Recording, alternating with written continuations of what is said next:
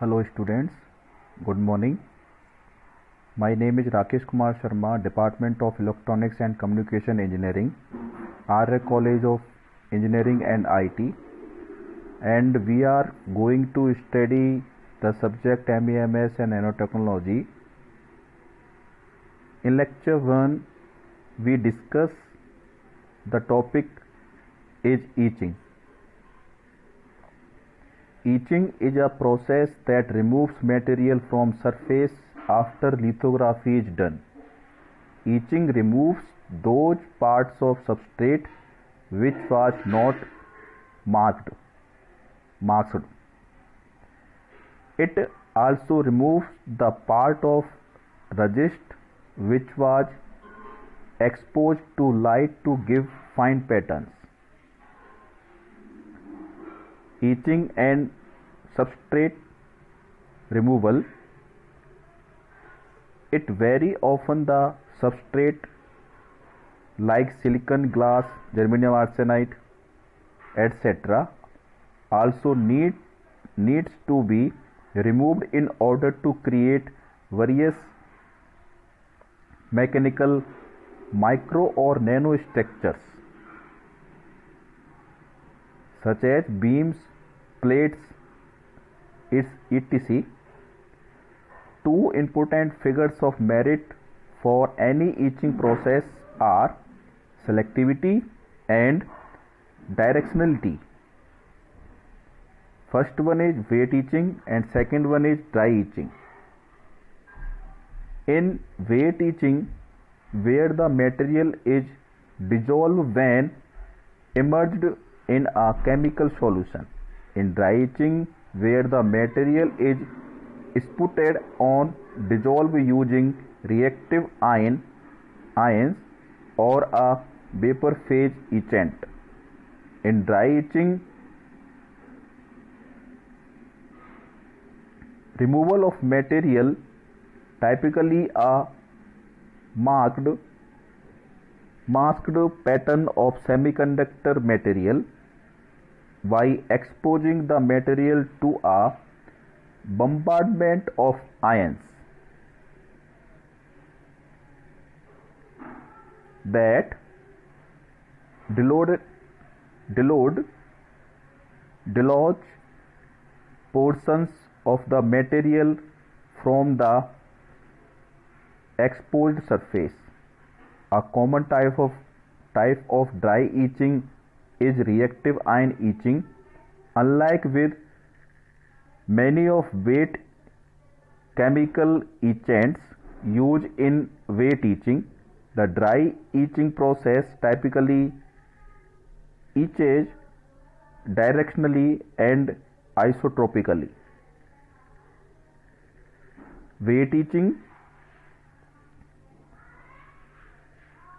in which we dissolve the selective material or thin film with a particular etching rate.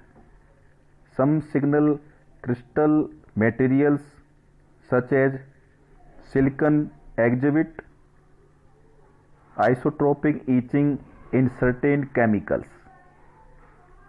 There are two etching process: isotropic and anisotropic.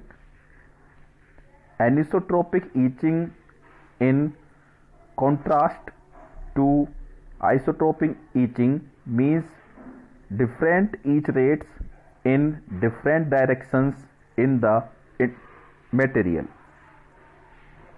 And these are the two figures. We can say pattern transfer etching.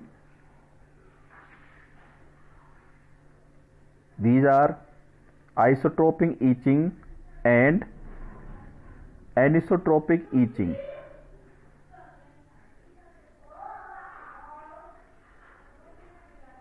And isotropic refer to the properties of the material which is independent of the direction, whereas anisotropic is direction dependent. Some examples of isotropic materials are cubic symmetry, crystals, glass, etc. And some examples of anisotropic materials are composite materials, wood, rubber, etc. In dry etching, most dry etching techniques are plasma based. They have several advantages compared with wet etching. These include similar undercut and higher isotropicity aspect, allowing high aspect ratio vertical structures. The three basic dye etching techniques are high pressure plasma etching, reactive ion etching, and ion milling. Dry etching technology can split in three separate classes called reactive ion etching, means RIE, sputter etching, and vapor phase etching. In reactive ion etching, the substrate is placed inside the reactor in which several glasses are introduced. In this figure, we can see some terminals are available, like as buffers, RF signal, insulator, upper electrode, lower electrode, wafer holder, gases insert, pump, diffuser nozzles. In this, a plasma is struck in the gas mixture using an RF power source, breaking the gas molecules into ions. The ions are accelerated towards and reacts at the surface of the material being etched, forming another gaseous material.